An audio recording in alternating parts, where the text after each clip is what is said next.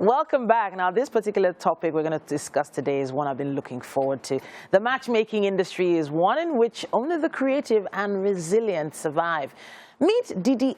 She is a certified coach and relationship expert for Lagos Matchmaker. She's been in the business of matchmaking for over 7 years with a degree in economics from Howard University and a master's in international strategy from the University of St. Andrews. It's a wonder that she ventured into this industry. Today, we're talking about red flags and deal breakers. Now, first of all, red flags, deal breakers, aren't they the same thing? Yeah, lots of people assume they're the same thing. Okay. But they're kind of really different. Okay. So a red flag is more of a hint, or a sign that something might be a problem. Okay. But a deal breaker is like an uncompromising factor, like something you just will not deal with. Okay. So a red flag could be, signs that, okay, this person might have a problem, but that's why the key word there is might. Okay. It might end up not being a problem. Okay. But a deal breaker is more certain. It's like, I'm not dealing with this and I can't, deal breakers could be like a guy that hits you. You're like, that's not a red flag, that's clearly a deal breaker and I can't deal with that.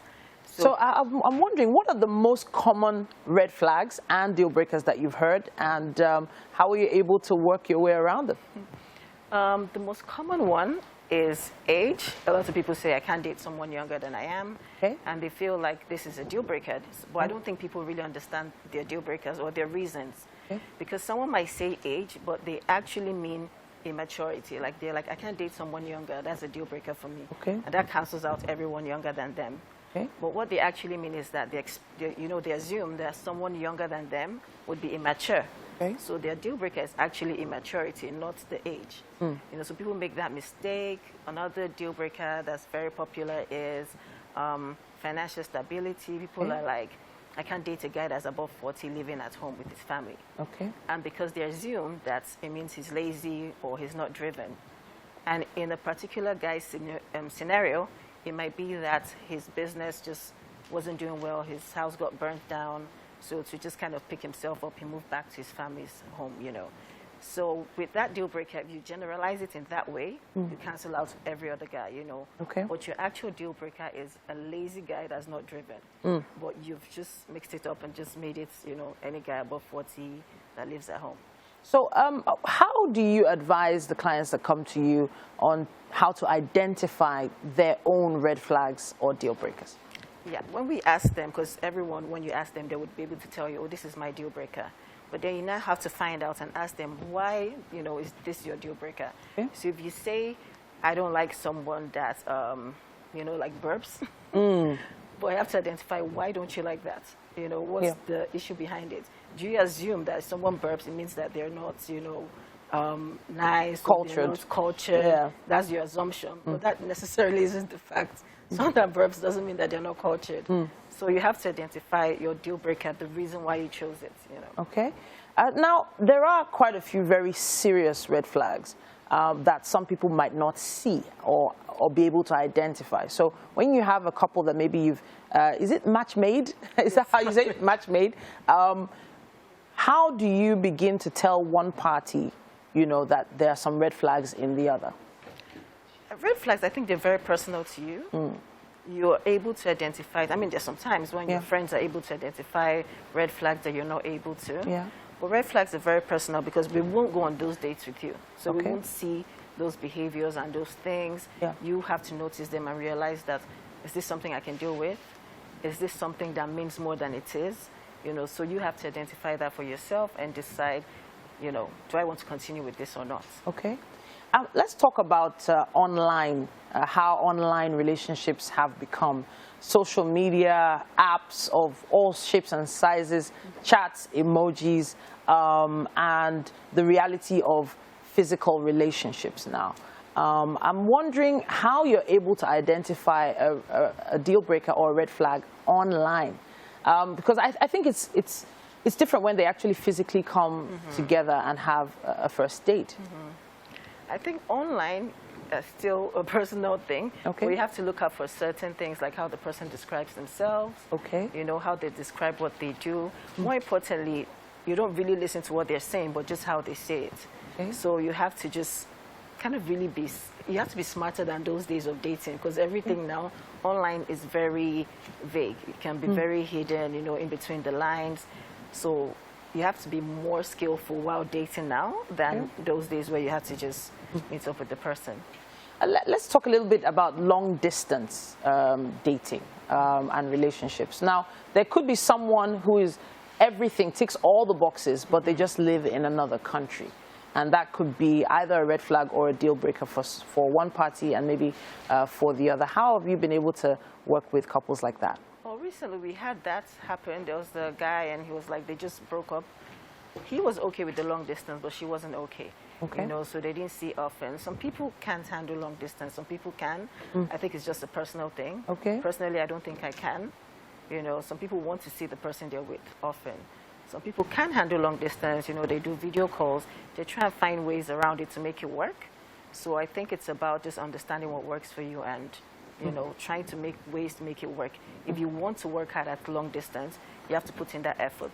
You have to ask people like, have you been in a long distance relationship? What do you do to make it work? People would give you great advices that you can, you know, help your relationship. All right.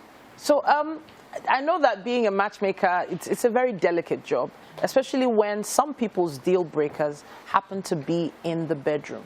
Now, from a more, should I say, religious point of view, having couples actually go into the other room possibly to find out if that is a deal breaker. How have you been able to manage that? I think people have been very personal with the aspect, so they don't really tell us if that aspect was a deal breaker or not. Okay. But yes, I mean, I expect that people would have that kind of thing. But some people always say, you know, just work at it, you know, teach someone. People can always learn. Okay. You know, communicate, tell them what you like. So I think that would work if you want to put effort into the relationship. Okay. I mean, if the person ticks every other box, then you definitely want to try to make sure that this aspect can be worked on. That's a big deal breaker for a lot of people, if the bedroom activities are not up to par. Yeah, but then if you try, you know, communicate, go for classes, just learn what works for both of you. Classes? Did you say classes? Yeah, people do have classes. Classes for bedroom activities? Yeah, people do have. Okay, can I get a link? Okay, I'm kidding. But really, it is kind of touchy. Your job is kind of touchy in that area because a lot of people, from a religious standpoint, would prefer to not have any bedroom activities before an engagement, at least. Yes, I've seen a lot of people say that, and maybe it's worked for them, you know, because even if you're doing it before marriage, you can still, you know, it can still be bad. After marriage, it can still be bad. And the basic thing you want to do is work at it. Okay. And even if you work at it and it's not still, you know, it's still not good, that's where the problem, that's where the problem is. All right. So when have you had to tell, you know, someone, you know what, this is a no-go area? Just give us one particular instance. Of course, keep names out where you've actually had to tell someone, you know what, this is not a match. I'm not sure. We're always preaching, you know, give people a chance. So we always preach the opposite, like give people a chance. You find situations where a lady's like, oh, I don't like this guy because I don't like the way his hair is. Okay. And then you're like, well, he can always cut his hair.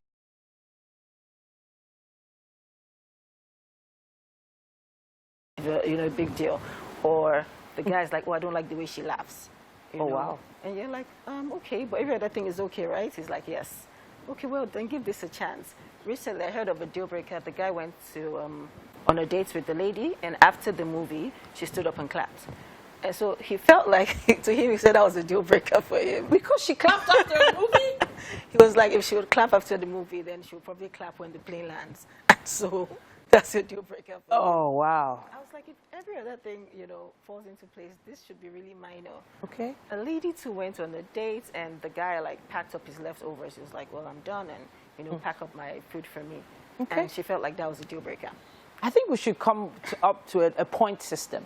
So how many points or how many ticks do you need to have before you consider a couple a match?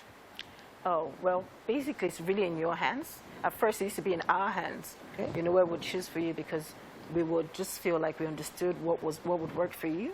But lots of people are quote unquote stubborn. Okay. So if you tell a lady right now that, okay, date this guy that's younger than you, and you feel like it's going to really work, and she's just like, I'm never dating someone younger, there's nothing you can really say to convince her. So we decided that, you know what, we'll put it in your hands. So you tell us what you want, and then we'll just, you know, follow through. So nowadays, you just kind of lead it. You know, you just list what you want and would advise you, but, you know, you just would advise you, would tell you, you know, some people always say, I don't want someone that's been divorced, or I don't want someone that has kids. We would advise you on certain things, but it will still ultimately be your choice. Honestly, this conversation has so many branches it could go off into, but I have to appreciate you for coming to the studio, Thank you. talking to us, the Lagos Matchmaker right here on Wake Up Nigeria. Now, I have to say, and Tokwe, we have to continue this conversation on social media. We need that hashtag Wake Up Nigeria on TVC activated. Ask your questions of her, and let's see if she can answer a few of them.